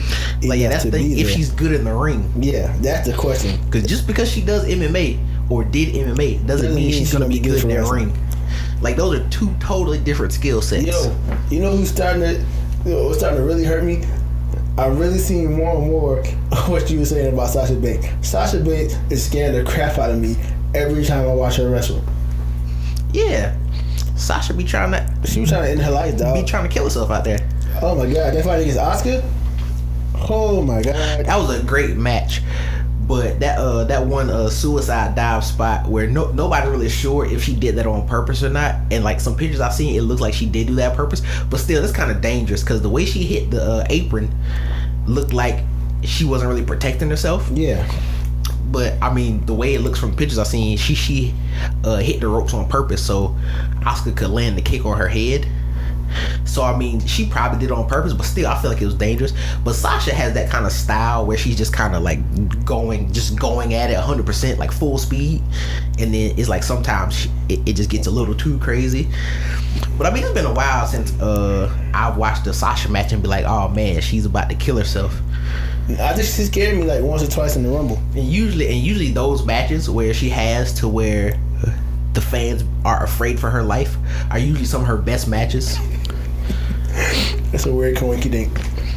But so I'm excited to see what she does. She's probably not gonna show up again till almost the beginning of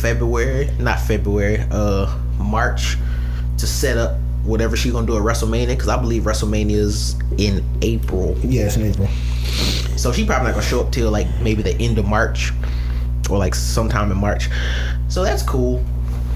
Well, here's my thing about her that I want to call out too. I guess is I don't want her. I feel like she's gonna get rushed to the limelight because of the size of her name already. Oh yeah, she will. But I hate that because like I feel like now they're already about to make her fight the opposite title holder that Asuka chooses. Well, they're talking about.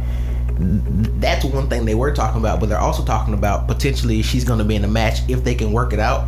It's going to be her and The Rock versus Triple H and Stephanie, which I would like that better than her having her first match against one of the two title holders. I would actually like that too because it's rivalries all around in that situation. Yeah, and that kind of builds off a thread. I think they said it happened at WrestleMania 31 where it was her and Stephanie and The Rock Triple H. Yeah.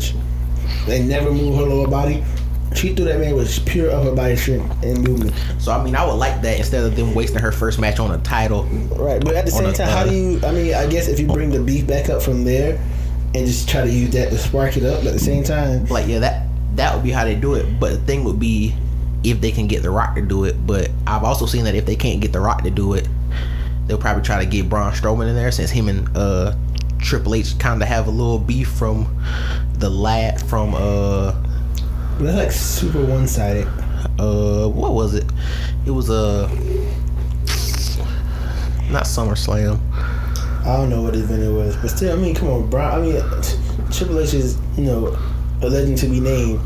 Don't get me wrong, but Braun Strowman is truly a freak of nature.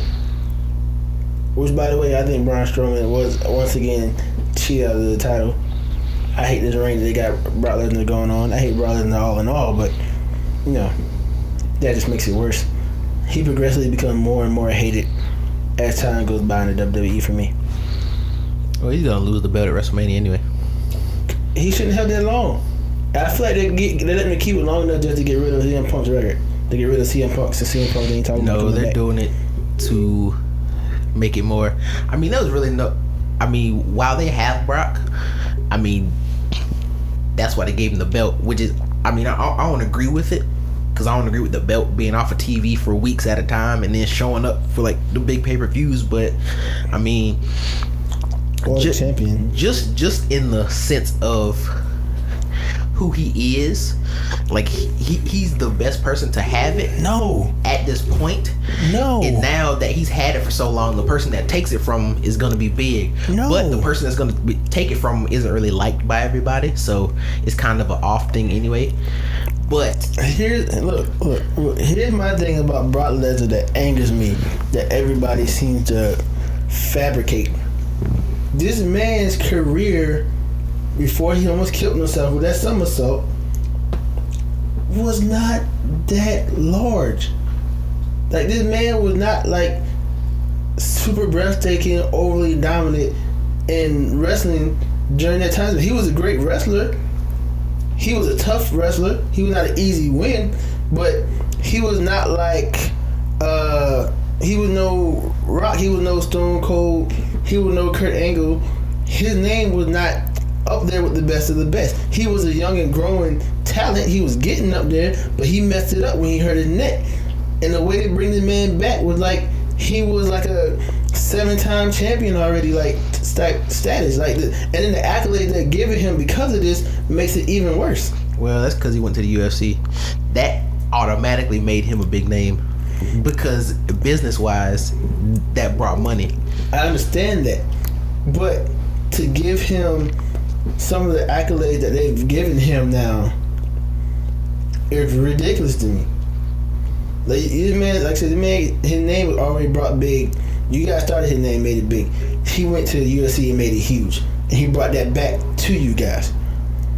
So I guess as a thank you, you guys give him the title, you give him the streak, you're trying to give him the longest reigning WWE Championship record. Like, you handing this man everything. For what? Well, he wouldn't get the longest reigning WWE Championship record. He's not far off right now. Those two different titles. The Universal title wouldn't count for the WWE Championship record. No, he had the longest reigning. He had the longest reigning streak for an active champion. Yeah. He had that. But I don't even know if he'll have that. Like, how long is it? He's at 3 something right now. How long was Punk's record? Not far over a year. He could break it. Yeah, I'm saying, I think they're trying to get rid of the idea of CM Punk low key. Well, they've been doing that for a long time, but they did have him in that one promo on Raw 25, so that was cool. It was just a promo though, so. And some people's best scenes have been through fighting him, so you can't just cut that out. But anyways, like I said, you just pretty much came and spoon-fed this man all these great accomplishments just because he made a big name for himself in the UFC and decided to come back to wrestling. Yep. Finish out his career. Like you pretty much doing all the stuff that CM Punk left for. Even worse now. How you're pushing specific people, how they come in and immediately get major play, major roles, major shine, glow, opportunities, etc. Like all this stuff that he went on a rant about and exposed y'all for, y'all continually doing and doing even worse now. Like how fast, no offense, I understand Finn Balor was doing his thing in NXT, he was dominating, but he came to the main roster and almost immediately won the title. If Finn never got hurt, it would have been great. It was just messed up that he got hurt. After he won it, yeah, no. As soon as he won it, he got hurt. But it sucks. Yeah, he came in and immediately was a title owner. AJ Styles, same way. That was again, AJ Styles also went and dominated in a bunch of other wrestling brands. AJ deserves it. He already had a big enough name. And his start off fight with, who was it, Chris Jericho? That was his start off rivalry when he first came in, or was it John Cena? I feel like it was John Cena. It was between John Cena and Chris Jericho. I want to say it was Chris Jericho that he started off with. But either way, he had good fight and good rivalry to help him boost himself up to that spot. And within that time frame to where it was okay. Versus how they pushed Kevin Owens versus how they pushed Finn Balor. Well, they were in NXT first, so they were already in the system. Like AJ came straight in. I understand, even with being in NXT, which is a thing of themselves to say that AJ came straight in, but Finn and KO were already in the WWE system. I get that, and were already champions in the WWE system. I get that, but at the same time, there's still a ranking. There's still a way to do things. Like you're saying that's like saying because you went and played and you've been in the D League, you should automatically be brought up and put into the starting lineup right then and there because you can't use that comparison of starting lineups.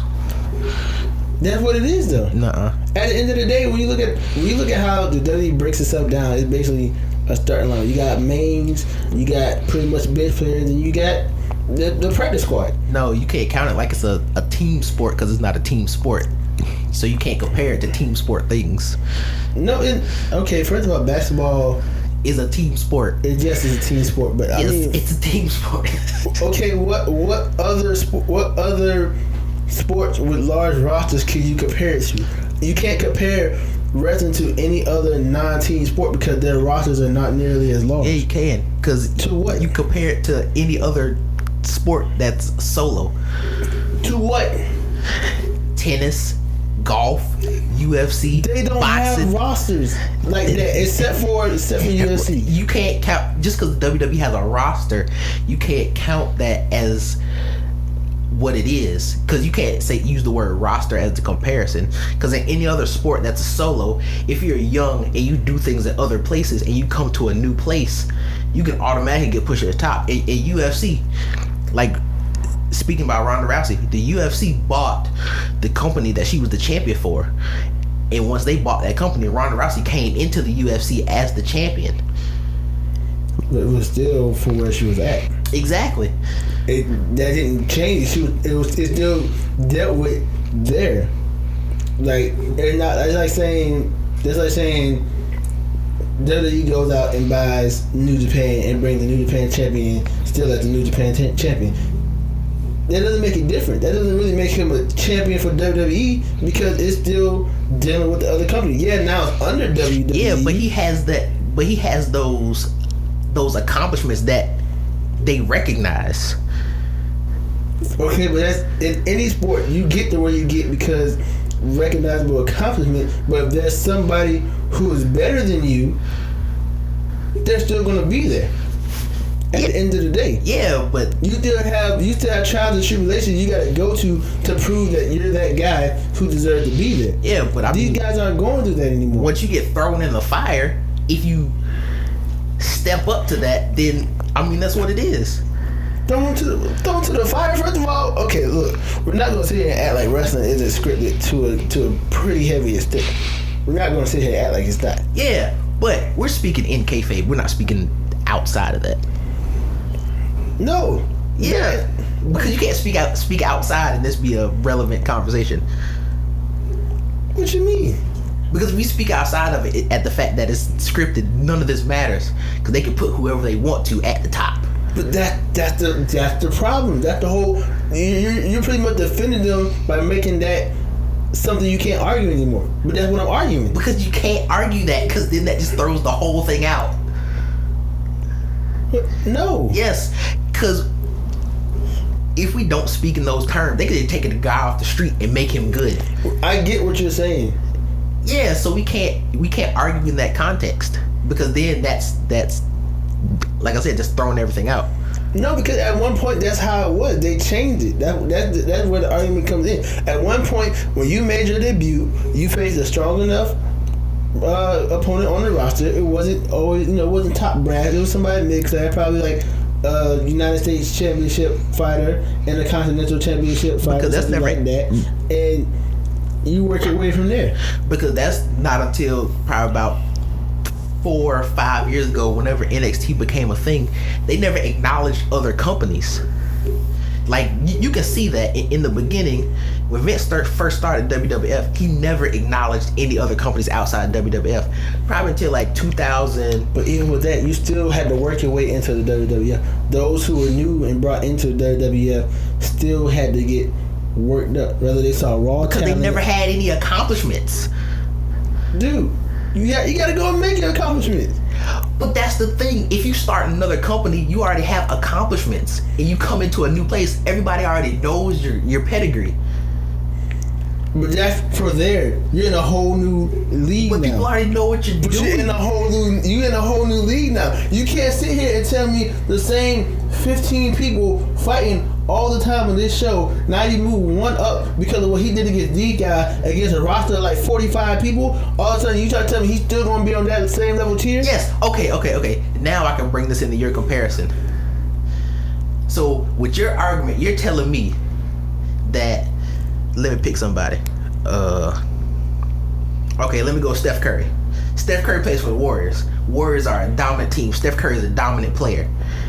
So in the context that you're talking about, if Steph Curry got traded to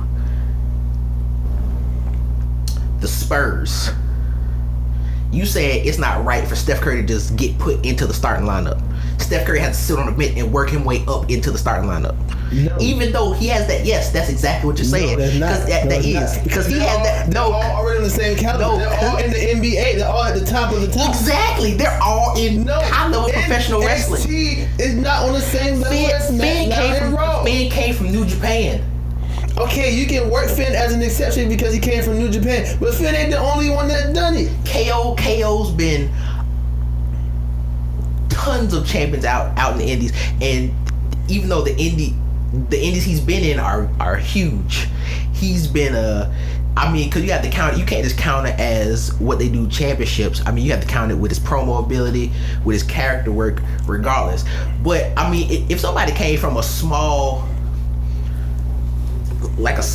indie company and then they just got to WWE, they're not going to get put on that level anyway. They have to actually have been there. Everybody who's come in and they've shot up there have been there, and they can do that. Okay, but still, the thing that I guess we're missing eye to eye on. You feel like because of what you've done in other places should automatically count for you to use those accomplishments and jump straight to the top.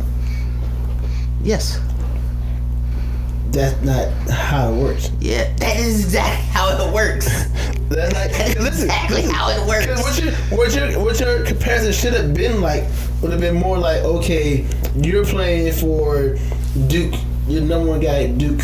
You the main point scorer. You average a double throughout your however long your tenure is. You decide to stay there. College and the NBA at the same level. You can't. Those are two different levels. This is the same thing with NXT and Raw. It's SmackDown. The main brand and the side brand. It's a lower brand. It's a lower brand. You're the top of a lower brand. I'm not talking about NXT. But that's what I'm talking about. These guys are coming and making. That's because they came from other places besides NXT. But outside of AJ Styles, who pretty much walked right into WWE from the other places, these guys went through NXT because they came from other places. They still went through NXT. But that doesn't matter. Yes, it does. No, it doesn't. Because who followed these dudes? First of all, who in WWE followed these dudes that heavily to where they're going to go back and watch these dudes at Ring of Honor, watch these dudes. The fans. No, yes. These are fans of Raw. These are fans of WWE. No, they're fans of wrestling. Just because you are only a fan of WWE wrestling doesn't mean every other fan is only a fan of WWE wrestling. Most of WWE fans are WWE loyal. No, most WWE fans are wrestling fans. No, yes. You're saying that because you're a wrestling fan. Now you say I'm being biased, but you're doing the same thing. No, you're a full wrestling fan. You can say you're a full wrestling fan. Just like I can't speak for most of the WWE universe, you can't turn around and do the same thing after you telling me I can't. Because that's what you're being biased to the point of I'm a WWE fan. I've only seen WWE. No. Yes. No. Because you're not even acknowledging that there are other good companies. I didn't say that there aren't. That other people are following. I mean, I'm not saying there aren't, but you learn of these guys because they came here. A lot of the time, you learn about these guys because now they're trying to make their name here. No, the amount of people that people know aren't because they're from WWE. On the current roster, no. And you can't even say that because most of the top guys on WWE now came from NXT in the beginning anyway. That's still a part of WWE. So then that defeats the purpose of your argument. No, it doesn't. Yes, it does, because they came from WWE. Roman came from WWE.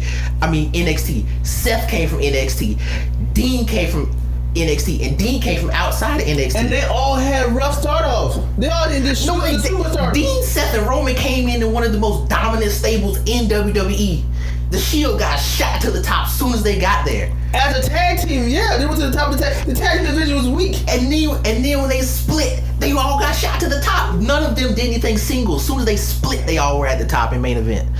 But look at the people. They put Rick and Rick havoc on anybody who was there. They went and beat up people like John Cena. They went and they still did it as a group. Exactly.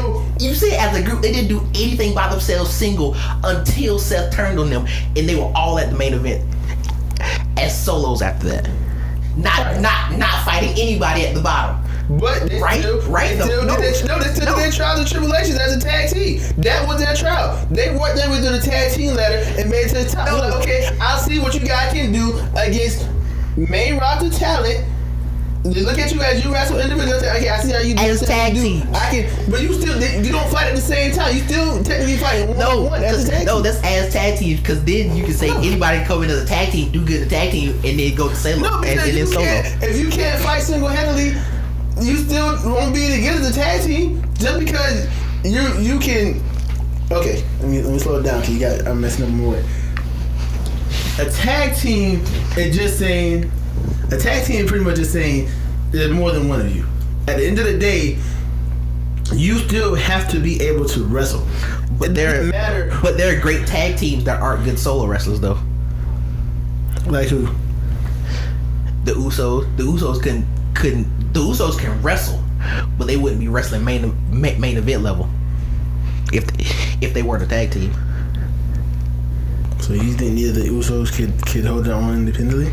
They could wrestle, yes, but they wouldn't be able to wrestle solos main event level. And we're not just talking about wrestling; we're talking about carrying themselves at the main event level by themselves. Like as a tandem? As the old Usos, I would agree with that. As the way they developed the Usos and what they turned them into now, I can't agree with that. I feel like if the Usos would split up as how they are now, they can do it. Now they need each other. I feel like they couldn't do it all before because of the character profile that they had. I feel like that's what held them back to be able to go and be individual wrestlers. And if you look at now, a lot of these wrestlers now that are in the tag team division were already big name competitors as solo fighters. Like the Bar, for example, both of them have already grew great popularity as single competitors. Turn around and put them into a tag team that started off weird as crap, and now competing to be one of the best tag teams in Raw. You look at, they like I said, they came in already as a dominant tag team, but once again, people who went off and did their own thing solo came back as a tag team. Dean and Seth, they came back and they tag team chemistry still there, still good. Went and took titles. New Day, both, well, not as much Big E as Kofi, but they were both single competitors who were, competing for titles and everything on their own. Came together, became now one of the greatest tag team supposedly to walk through WWE. Yeah, but going from a tag team to a singles is different from going to a singles to a tag team. There's a difference there. I agree with that. Yeah. But what I'm saying is, you can still watch a tag team, because like I said, unless you're doing a tornado tag match, you're pretty much in one-on-one fights until you switch out. It's still 1 versus 1. It's not 2 versus 2 the whole time. You can't just sit there and focus on watching one person and how they perform. When you're in a tag match, one person's on the side, one person actually in there fighting. Yeah, you but can it's actually different style, look at though. them. How's it? No. Yeah. No, it's not. Tag matches are different from a singles match. You can't do the same thing in a tag match you can do in a singles match. What can't you do? Because specifically you gotta focus, because you have a partner. Yeah, they come in to relieve you when you're tired of getting beat up. Exactly. So there's a different dynamic. No. Yes. No. Yes. No. Yes. It doesn't change the dynamic. It does change the dynamic, because you might not do the same moves in a tag match as you would in a singles match, because you have somebody else you can rely on to get you out. So would you say that now that brings in the whole idea of going from single to tag team? So that means that you've seen these guys who used to be single competitors that turned into tag team. You've seen their movesets change up. You've seen their fight style change. Yeah. Where? Exactly. Sheamus and Cesaro, you talking about? They've changed their movesets since they've been a tag team. They don't do the same moves they did as they were singles competitors. Now, since they've grown together, they do more tag moves. They do more tag moves, but when they're fighting inside the ring, one-on-one, their movesets are still the same. No, they're not, because Cesaro doesn't even do the Cesaro swing anymore. I'll give you that one. I haven't seen Cesaro do this swing. Like Sheamus doesn't even do the Irish cross backbreaker no more. That's because him and Cesaro do it as their tag finisher now. Well, as part of their tag finisher now. I mean, if you change the move to a finisher, then of course it's gonna have to change. Like yeah, but that right there, by changing it to a finisher, that kind of defeats the argument, because now you put in a different class of moves. And then Sheamus rarely does the bro kick anymore too now. He still bro kicks. This is not as good as it used to be. I mean, he doesn't really do it like in the tag matches. He rarely does it now, unless it's like a snap one. Okay. He does it like a sneak move now. But we might have to carry this debate into like, yeah, we got to have part 2, because we're gonna have to wrap this up now. Yeah. Well, all right, guys. If y'all don't like wrestling, that's gonna be the most boringest argument for you. But yeah, we about to wrap this thing up. This has been episode number 3. Tres. You did it. Wait, you did it already? Yeah, I did it. You were there. Yeah. This has been episode. This has been episode. This has been episode number 3 of Sidetrack'd the podcast. What we gonna call this one? Kibbles and bits. Kibbles and bits. No, we had chicken and waffles. We can't do it and a thing. You're right. You gotta Something about wrestling. Out of nowhere. Out of nowhere. Good job. All right. So this is probably gonna be up, because this episode is gonna be shorter. So I'm not gonna give y'all a date, because I don't want to be a liar. I don't want to be a liar. I don't want to be a liar. Accomplishing your lies. As always, subscribe to the channel, like the video, respond to Apologies question in the comments. Yep. I don't remember what it was, but it's in there somewhere. Yeah. I would have gone back and reset it myself, but I don't fully remember what I said. So, and give us some new topics to talk about. Comment on whatever we talked about. If you do like wrestling, comment on our argument and whose side you on? Because Nah. I know I'm right. Nah, okay. But it's different strokes for different folks and whatever floats your goat. All right. And follow us on our social medias too. I'm on Instagram at An Abstract Society and Twitter at abstract_Ious. God dang it, my mama called me. Oh, sorry. My bad.